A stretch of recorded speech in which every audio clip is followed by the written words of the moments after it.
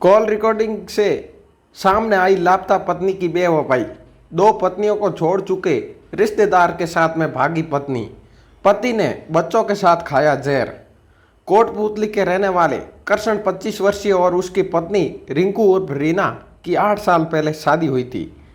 6 साल की बेटी और 3 साल का बेटा। खुशहाल परिवार था, लेकिन एक सप्ताह पहले खुशियों को नजर लग गई। 22 अक्टूबर की सुबह कृष्ण उठ के देखा तो पत्नी घर पर नहीं थी। बहुत ढूंढा लेकिन कहीं नहीं मिली। पूरा परिवार सदमे में आ गया। बच्चे दिन भर रोते रहे, मम्मी कहाँ हैं बुलाओ। बेसुध कृष्ण बच्चों को दिलासा देता रहा। पत्नी की तलाश में दिन भर थाने के चक्कर लगाता रहा, लेकिन गुरुवार रात को उसने घर में रखे मोबाइल पर पत्नी की रिकॉर्डिंग सुनी तो उसकी सारी उम्मीदें टूट गई। सामने आई पत्नी की बेवफाई। शुक्रवार को उसने अपने बच्चों और भतीजे को जहर खिलाया और इसके बाद खुद खा लिया। इलाज के दौरान कृष्ण और उसकी बेटी की मौत हो गई। बेटे और भतीजे का इलाज जारी है। रीना को सौंप की थी घर की चाबियां। पड़ोसी सुरेश गिटाले ने बताया कि कृष्ण की करीब 8 साल पहले रीना से शादी हुई थी। शादी के बाद रीना ने अपने शांत स्वभाव से पूरे परिवार का भरोसा जीत लिया था। सास ससुर के साथ परिवार का हर सदस्य रीना पर आंख बंद करके भरोसा करता था। कृष्ण ने अपनी पत्नी पर भरोसा करके उसकी घर की चाबियां दे रखी थी। घर में गहने और पैसे सबका हिसाब किताब रीना ही रखती थी। 2 बच्चे, रुचि 6 वर्ष और वंश 3 वर्षीय था। रिश्ते में भाई के साथ अवैध संबंध। एक तरफ कृष्ण और उसका परिवार आंख मूंद कर रीना पर भरोसा करते थे, वहीं दूसरी तरफ रीना ने दूर के रिश्ते में भाई नरेश से नज़दीकियां बढ़ा ली थी। नरेश उसके घर से कुछ ही दूरी पर रहता था। दोनों के बीच अफेयर की भनक परिवार में किसी को नहीं लगी थी। रीना ने नरेश के साथ भागने का प्लान बनाया। 21 अक्टूबर वह पत्नी और बच्चों को छोड़ सोता देखकर नरेश के साथ भाग गई। कृष्ण सुबह 5 बजे उठा तो पत्नी को नहीं देखकर चौंक गया। कृष्ण और उसके परिवार काफ़ी देर तक गांव और रिश्तेदारों के यहाँ रीना की तलाश करते रहे। कुछ देर बाद उन्हें पता लगा कि रीना नरेश के साथ भाग गई है। ये खबर सुनकर कृष्ण सदमे में आ गया।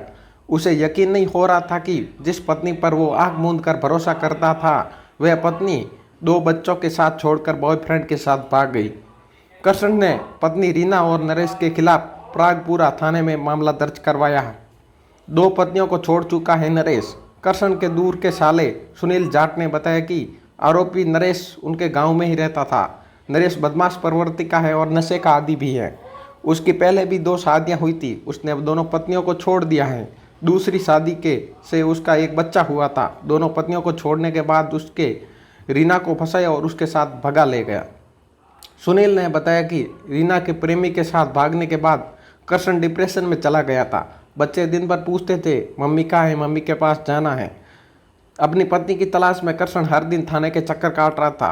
पुलिस हर बार यही बताती थी कि उसकी लोकेशन ट्रेस नहीं हो पा रही है। कृष्ण पूरी तरह हताश हो गया था। रीना के पास अपना कोई मोबाइल नहीं था। कृष्ण ने एक मोबाइल घर पर दे रखा था जिसे रीना नरेश बातें करती थी। कृष्ण गुरुवार रात को घर वाले मोबाइल को चेक कर रहा था। मोबाइल में रीना और नरेश की एक कॉल रिकॉर्डिंग मिली। कॉल रिकॉर्डिंग का पता लगते ही कृष्ण पागलों की तरह मोबाइल लेकर घर से बाहर गया और अकेले में रिकॉर्ड सुनने लगा। रिकॉर्डिंग में रीना और नरेश घर से भागने का प्लान बना रहे थे।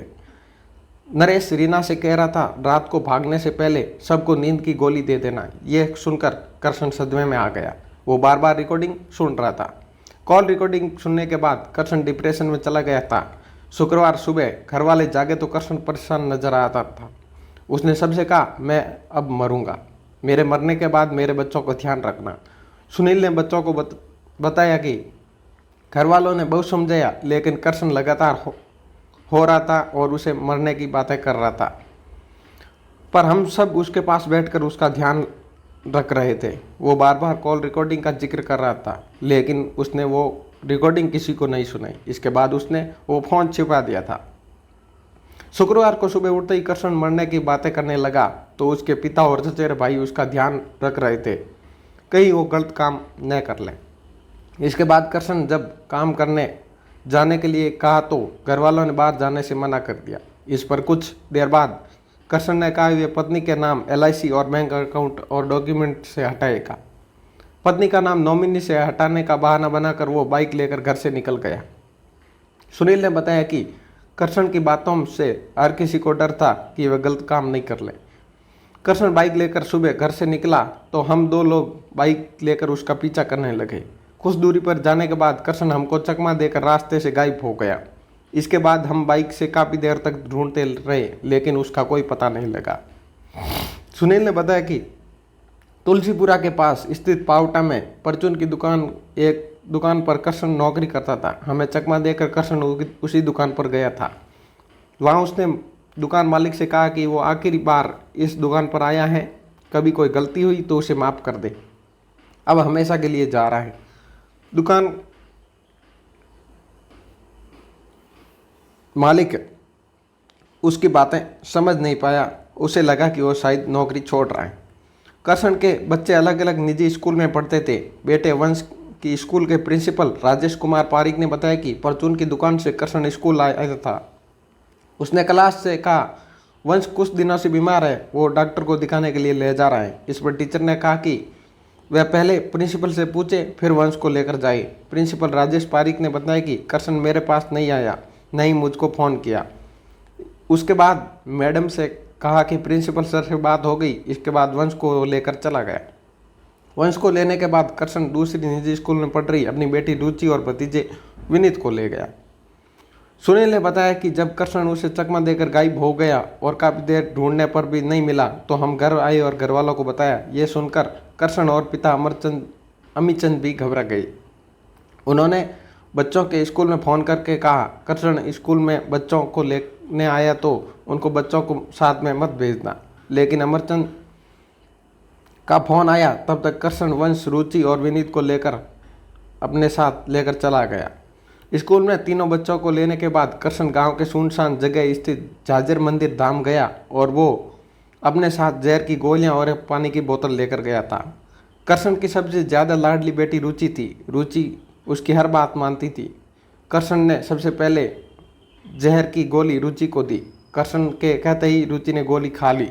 सबसे पहले जहर खाने के कारण अस्पताल जाते समय उसकी मौत हो गई। कृष्ण का बेटा वंश माँ के घर से भागने के बाद ही बीमार हो गया। दिन भर माँ की याद में रोने के कारण उसे बुखार आ गया था। उसे घर वालों ने बुखार की टैबलेट देने का प्रयास किया लेकिन वंश टैबलेट लेते ही उल्टी कर देता था।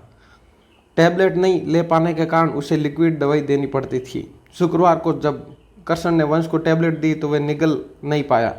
इस पर कृष्ण ने वंश को जहर की गोली तोड़कर देने का प्रयास किया, लेते ही वंश को उल्टी हो गई। बेटी रुचि और बेटे वंश के बाद कृष्ण ने भतीजे विनीत को भी जहर की गोली खिला दी। इसके बाद वह उससे खुद भी गोलियां खा ली।